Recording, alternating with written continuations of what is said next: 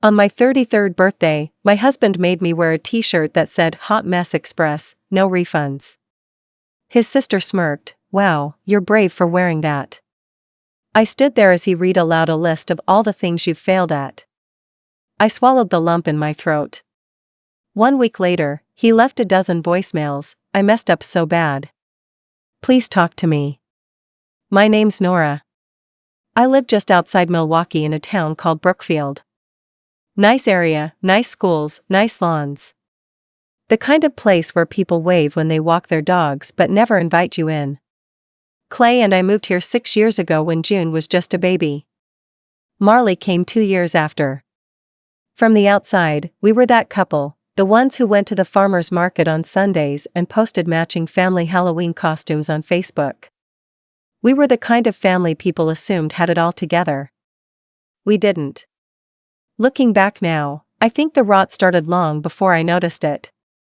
Maybe even before we got married. But it was subtle.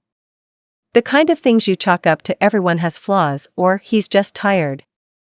Little digs, little jabs, slowly chipping away at who I was. Clay had a way of making me feel like I was always just slightly not enough. But he'd coded in charm. That was his trick. The birthday started like most. Rushed.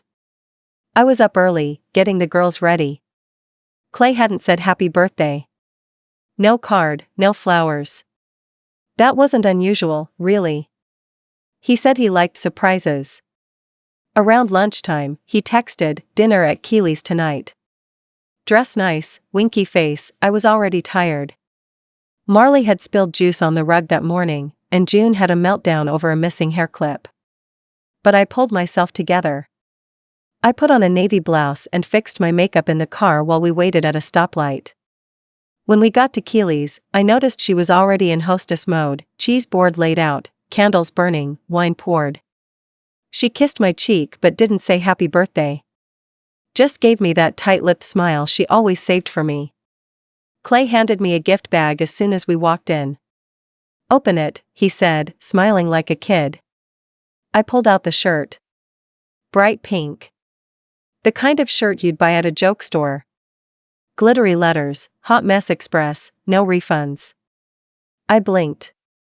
"Come on, put it on," he said, already filming me with his phone. I glanced around. Everyone was watching. His parents were chuckling. Keeley was smirking.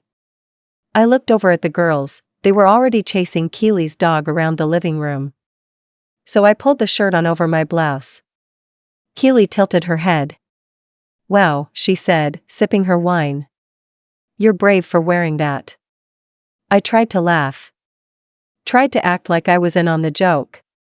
My cheeks were burning. Then Clay clinked his glass. "Okay, everyone, I've got a little birthday toast," he said, standing up. I smiled, waiting for him to say something sweet.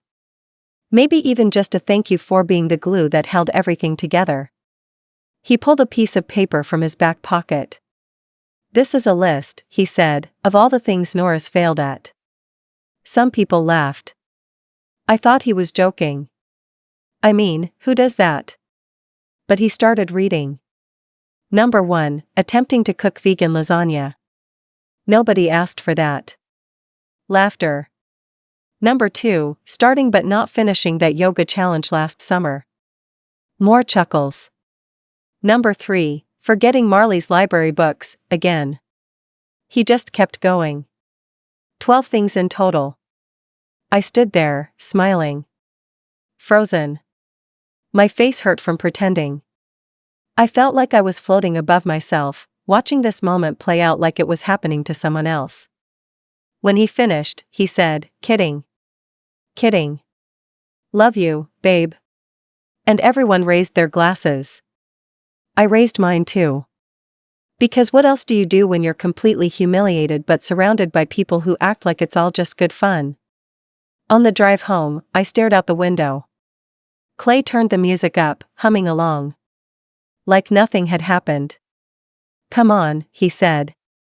"You know it was a joke. Lighten up." I didn't say anything. At home, I tucked the girls into bed. Marley asked if she could sleep in my bed. She hadn't done that in months. I let her. When Clay came into the bedroom later, I was pretending to be asleep. The next few days, I couldn't shake the feeling in my chest. Like a brick sitting there. I kept replaying the moment over and over, my face, everyone's reactions, the way Keely smiled. The sound of Clay's voice as he read each item off like it was a toast. I stopped cooking dinner. I started writing everything down.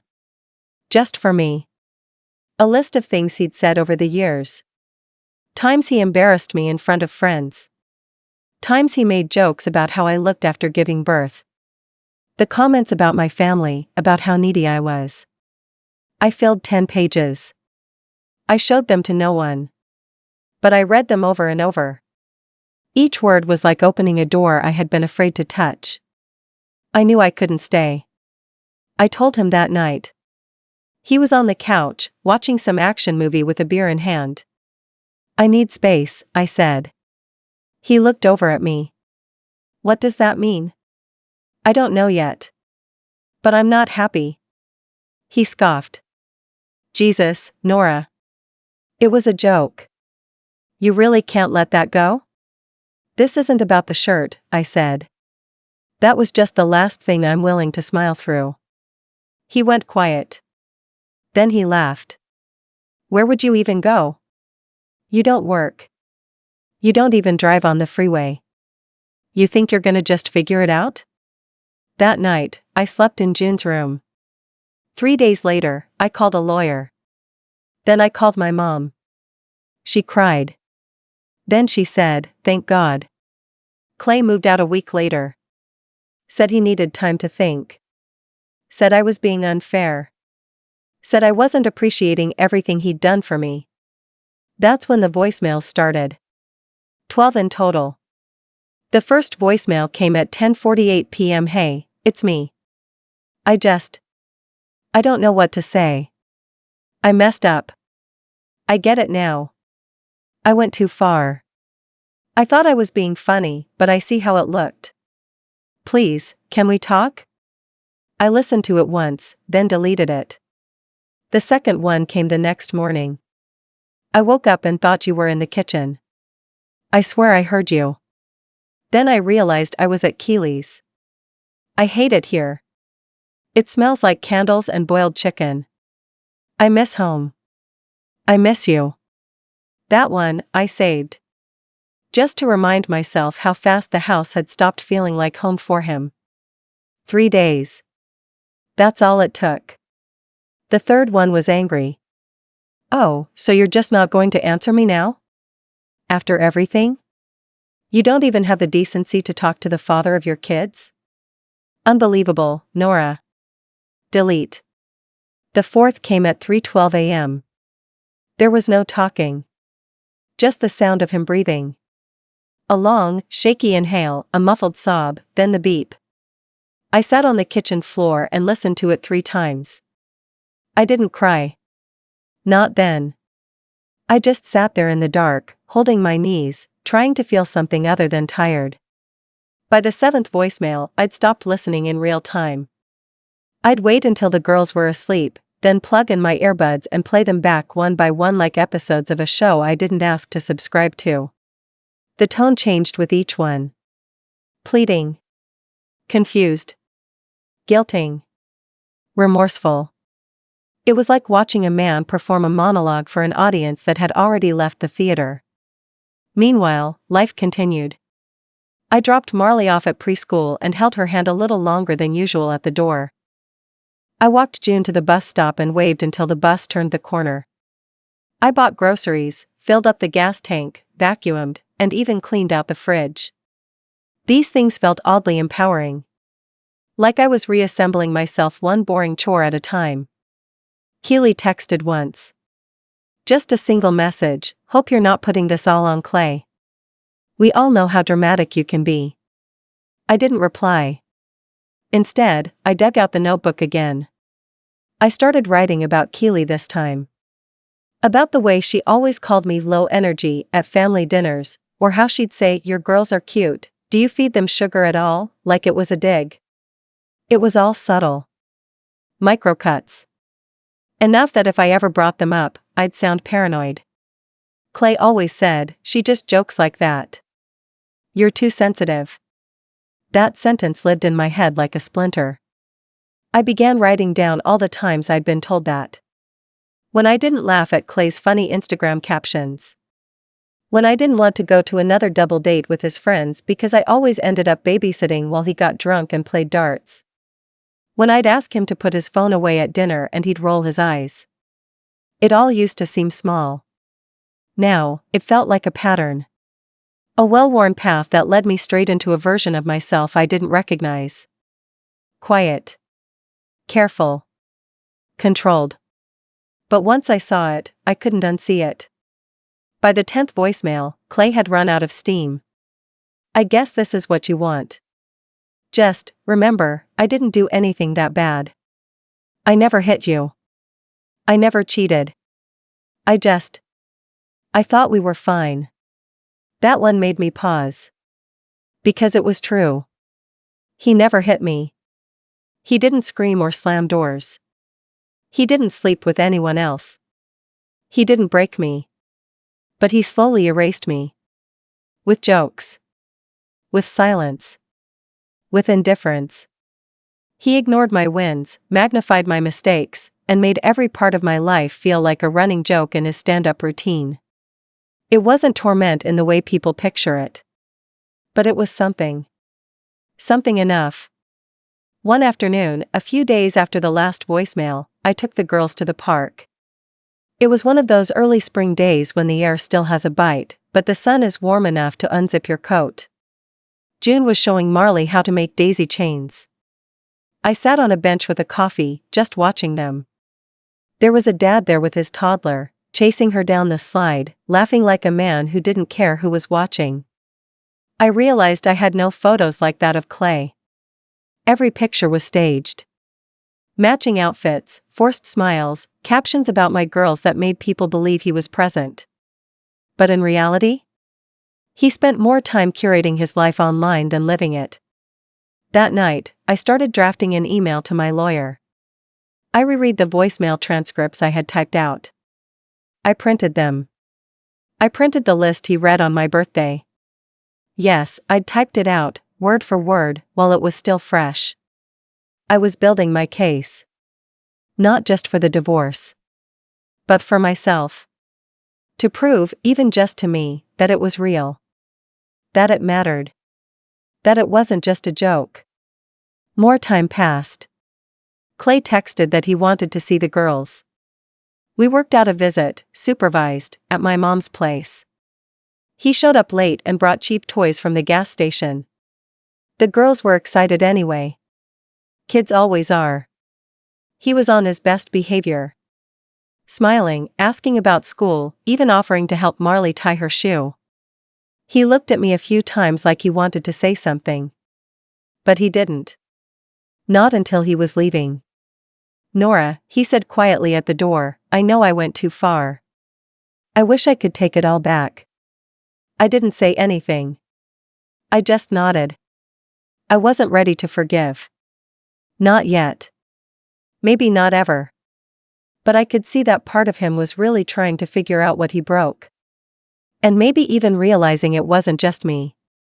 The next few weeks blurred together like rain sliding down a car window, everything soft, uncertain, and quietly heavy.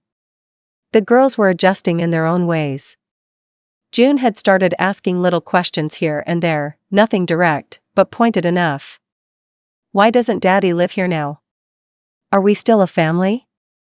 I told her the truth, but gently. That sometimes, when people hurt each other, even if they didn't mean to, it takes space and time to understand what comes next. I didn't lie. But I didn't give her everything either. She was only 6. Marley was too young to ask questions. She just clung to me more. Started crawling into my bed at night. Little arms wrapped around my waist like she was afraid I might disappear too. I didn't mind. I wasn't sleeping much anyway. I saw Clay once a week now. Handoffs at my mom's house. He was on his best behavior every time. Brought snacks, books for the girls, sometimes little gifts. He even asked my mom if she needed help with anything. Always with that same smile. That same Clay charm. The same charm that had worked so easily on everyone else for years. It didn't work on me anymore. Because now, I could see it. The way he performed. The way he edited himself in real time to fit whatever image he needed to project. He was trying, in his own way. But it still felt like he was trying to win, not necessarily grow. One afternoon, I got a letter in the mail. Handwritten. No return address. It was from Clay. Just a single page, on lined yellow legal paper. Nora, I know I've said a lot in those voicemails, probably too much. I didn't know how to sit with silence. I didn't know how to just listen to the space I left behind. You probably made up your mind, and maybe you should. But for what it's worth, I've started seeing a therapist. Not for you. Not for the girls. For me. I don't want to keep being the guy who thinks love is performance. I don't want to be the man who writes punchlines when what you really needed was partnership. I miss us. Not the Instagram version of us. The real us. The quiet us. You reading on the porch while I grilled. You laughing in your sleep. I miss how you looked at me before you started shrinking. I'm sorry for all the shrinking. Clay, I didn't cry. Not right away. I just folded the letter and placed it in the drawer next to my bed. Not with the rest of the documents or evidence I was keeping for the lawyer, just somewhere separate. Somewhere I could decide later what to do with it. It didn't change anything. But it softened something. Slightly. A week later, Keely showed up at the playground where I was with the girls. She didn't come to see me. She said she was just passing through, but Brookfield wasn't on the way to anything for her. She had to have made the detour. She stood awkwardly by the slide, arms crossed. You know he's miserable, right? She said. I didn't answer. I know you probably hate me, she added, but I didn't mean anything by the shirt. I turned to her then. You were laughing, I said. You were smirking while he read that list. She looked away. It was uncomfortable. But I thought it was just his way of being funny. Do you know how many people have told me that exact sentence over the years? I asked. Do you know how many times I've said it to myself? She didn't respond. I don't hate you, I said finally. I just finally stopped caring what you think of me. Keely opened her mouth like she was going to argue, then closed it again. She nodded once, and left. I watched her walk across the grass, her expensive boots getting muddy at the edges. She didn't look back. That night, June brought home a drawing from school. It was a picture of our family, me, her, Marley, and Clay. We were all holding hands. I had a crown. Clay had a speech bubble above his head that said, I'm sorry. I laughed. Not because it was funny. But because it was painfully accurate. I asked her about it. I made Daddy say sorry so you wouldn't have to, she said, simple as that. Kids always know more than we give them credit for. Weeks turned into months. I finally started the online courses I'd put off for years. It was strange at first, being in class again, submitting assignments, using my brain for something other than meal planning and conflict resolution. But it felt good. It felt like me. A different version of me, maybe. But still me. One day, after picking the girls up from school, June said, Mom, did Daddy used to make you sad? I didn't answer right away. I was driving, and the question hit like a pothole I didn't see coming. Sometimes, I said finally. But he didn't always mean to. She nodded like she understood. Do you think he's sad now? She asked. I think he's trying to figure things out, I said. And that was the truth. Clay was trying. He hadn't missed a visit. He sent me a message when I passed my first class. Knew you could do it, it read. Just that. No sarcasm. No strings. It still wasn't enough to go back. But it was enough for civility. Enough to believe that maybe, someday, we'd be okay on the other side of this. One Thursday evening, I ran into someone I hadn't seen since before the split. Marta, a woman from our old neighborhood. We were in line at Target. She looked surprised to see me alone with the girls. "Where's your other half?" she asked with a wink. I smiled. "Don't have one anymore." She blinked. "Wait, really?" I nodded. "I just assumed you two were, like, perfect. You were always smiling in photos. You looked so happy." I didn't mean to say it, but it came out anyway. I was performing. For everyone else. Including him. Marta nodded slowly. "I get that," she said. "I really do." We didn't say anything else. Just smiled and went our separate ways. But that night, in the quiet of my room, I kept hearing that one word over and over. Performing. That's what it had always been, hadn't it? Not just Clay, but me too. Smiling. Laughing. Deflecting. Pretending to be the easygoing wife, the chill mom, the kind of woman who could take a joke. It had been a full-time role. One I hadn't realized I was auditioning for until I quit the show. And now, I didn't want to perform anymore. The season started to shift again, the way it does in Wisconsin, suddenly. One day I was wearing a sweatshirt on my morning walks, the next I had to dig out Marley's winter coat from the basement. Leaves turned fast. The sky started holding on to gray a little longer each morning. It felt like the right kind of atmosphere for where I was emotionally, quiet, cold, but slowly preparing for something new. I didn't talk about the divorce much. Not even with close friends. It wasn't because I was ashamed, honestly, the opposite. I just didn't want to waste energy explaining things to people who'd only ever seen the Instagram version of our life. I didn't feel like defending my choices or playing the well, he wasn't that bad game women always seem expected to play when their partner wasn't outright monstrous. The truth is, I didn't leave because he was abusive. I left because I was disappearing. Clay and I started communicating exclusively through email after a miscommunication during one of the pickups left June crying in the driveway.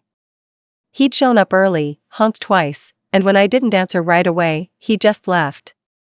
June ran to the door 5 minutes later, excited to go. I had to kneel and explain he wasn't there anymore. Later that night, Clay texted, "Tell June I had somewhere to be. She'll get over it." I didn't reply. Instead, I sent him a calm, factual email the next morning outlining new pickup expectations, timeframes, and what I would not tolerate moving forward. No passive-aggressive texts. No surprise visits. No using the girl's feelings to get a reaction out of me.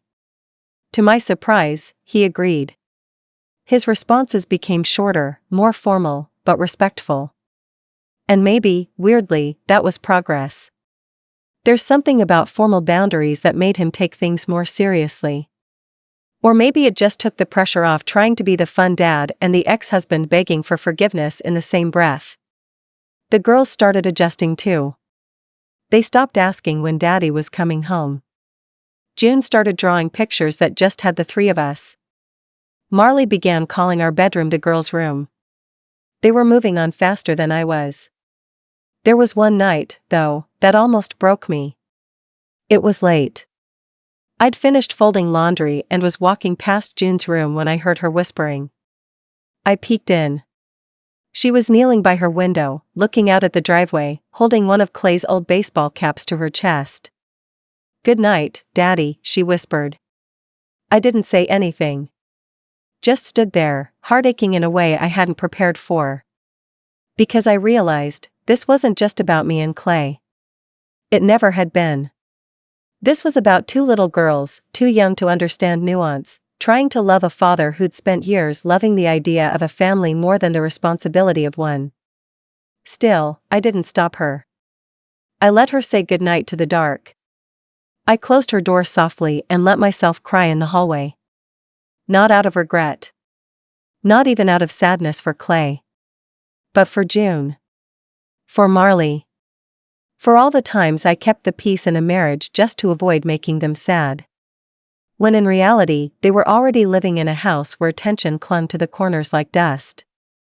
Around mid-November, Clay asked if he could take the girls to his parents' cabin in Minocqua for Thanksgiving. I hesitated. It was the first time he'd suggested a solo trip with them. Before that, all visits were local, short, and with a handoff every 48 hours. But I could tell he was trying. And my therapist, yes, I'd started seeing one, gently reminded me that if I wanted Clay to step up as a father, I had to give him the opportunity to do so. So I said yes.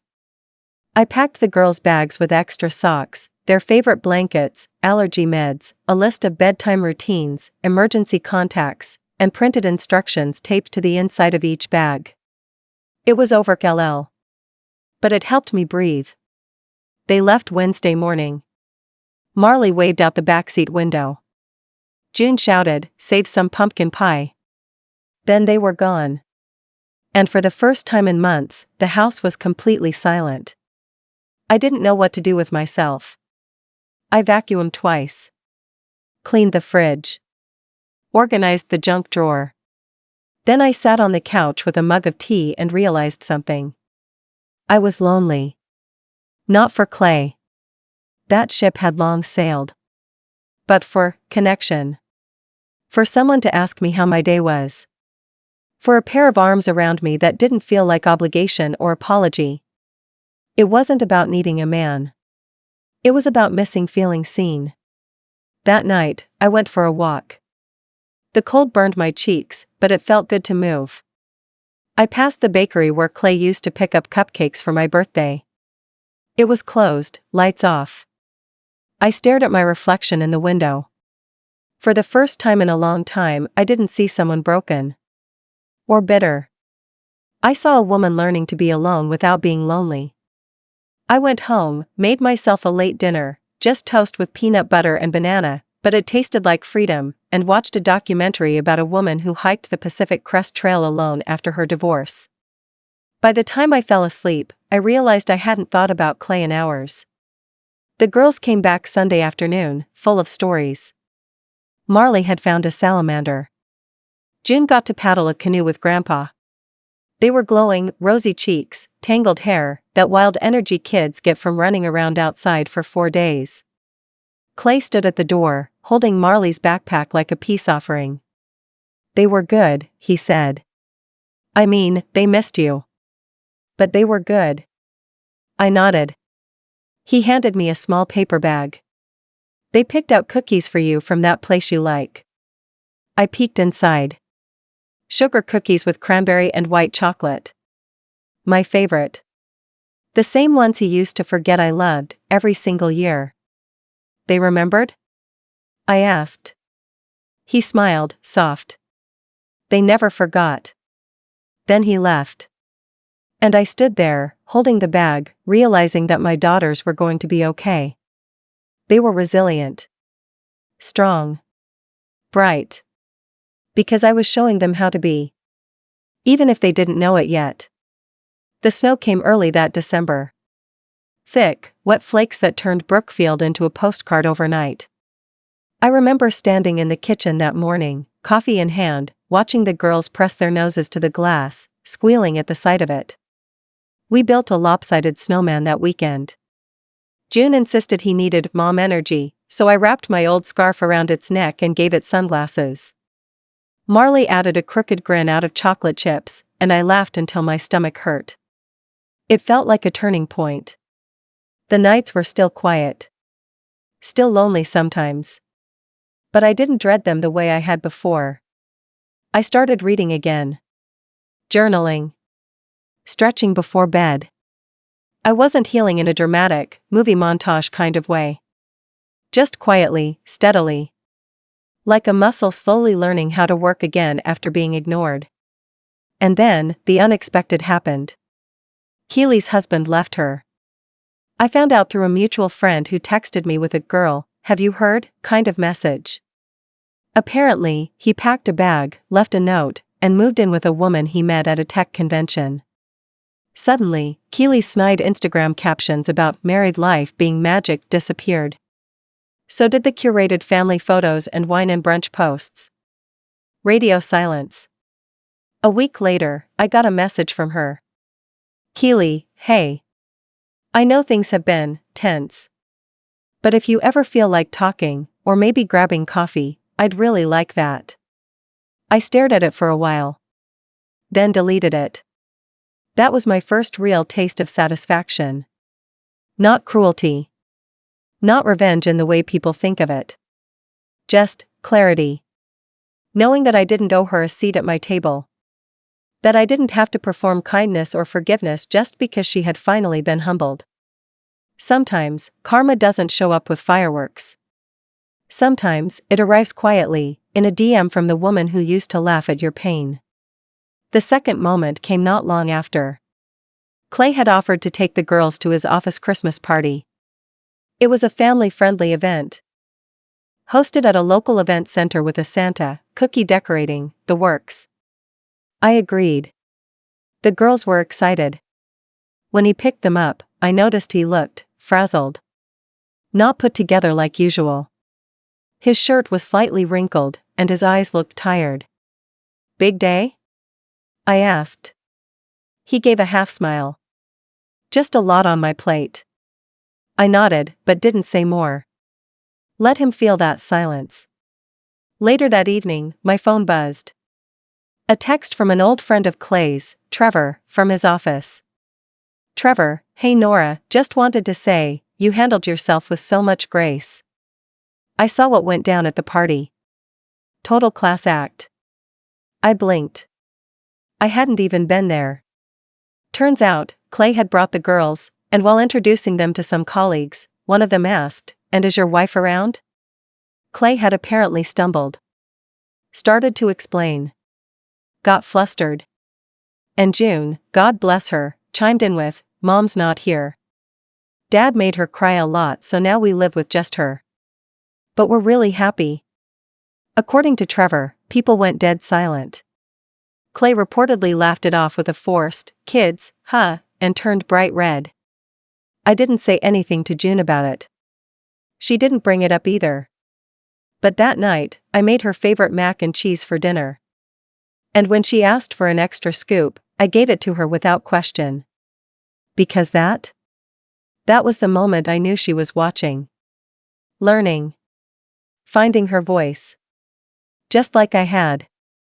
The true revenge came in the form of me getting my life back, on my terms. By January, I had finished 2 online courses and was officially registered in a certificate program for project management. My plan was to work remotely and slowly rebuild my career. I had applied for a small job at a nonprofit in Milwaukee, just 10 hours a week to start. The director called me after reading my cover letter and said, "It's clear you've lived a full life. That's exactly who we want working with our team." It felt good to be seen as more than someone's wife or someone's mother. Around that same time, Clay emailed. Subject line, "Could we talk?"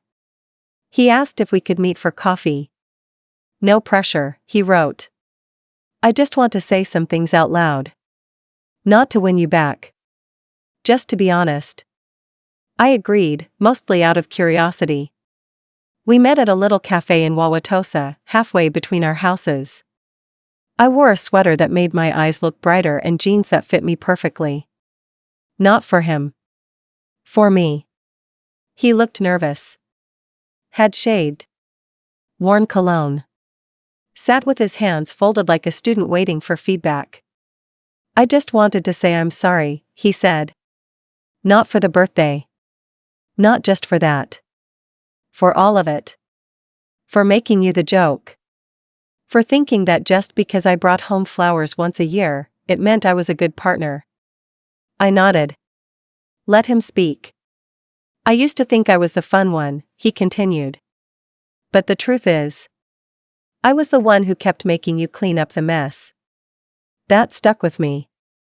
He asked if we could be friends. If we could build something respectful. For the girls. I said yes. Not because I trusted him completely. But because I no longer feared him. And that was freedom. By spring, I had built a little routine. Schoolwork in the mornings. Freelance projects in the afternoons. Park visits with the girls. Calls with my mom. New books stacked by the bed. One Saturday in April, I bumped into Trevor again at a community fundraiser. He smiled and said, "I have to say, you look really happy. It suits you." I laughed. "Thanks. I guess I am." "Clay's been different too," he added. "I think losing you kind of cracked something open in him." I smiled. "Good," I said. "Everyone should be cracked open at least once." He chuckled. "So, are you seeing anyone these days?" I shook my head. "Nope. Just myself. And we're getting along really well." It was quiet mornings. Peaceful dinners. Laughter with my daughters that wasn't forced or filtered. It was walking into a room and not bracing myself for a comment. It was silence that didn't sting. It was freedom. Clay lost access to the version of me he thought would always be there, smiling through the humiliation. And I gained something better. Me. And that, more than anything he could ever say or do, was the sweetest kind of justice.